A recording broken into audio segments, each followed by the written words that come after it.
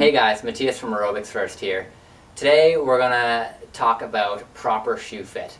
So when learning to run and being new to running or walking, one of the most important things to keep in mind is, are your shoes fitting properly, because you want to avoid sore feet and sore toes.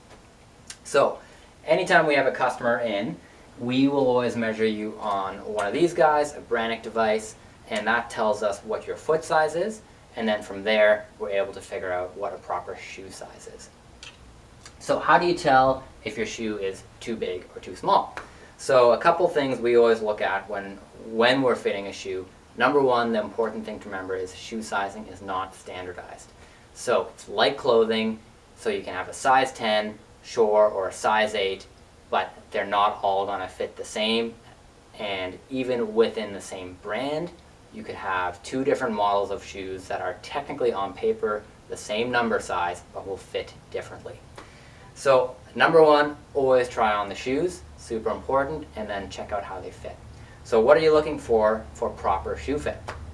So length, first of all, you want to make sure that you have about a thumb width from the end of the toe to the end of the shoe.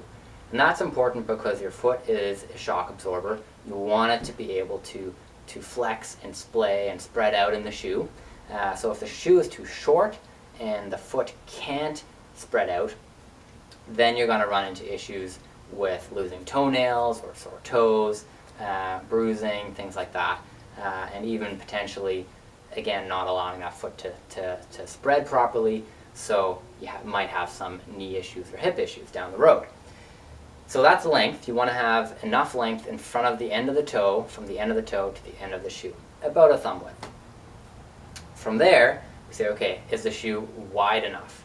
So really all we're looking to say is, okay, is the edge of your foot coming out to the edge of the platform of the shoe, so the midsole, or are you hanging over the edge a little bit?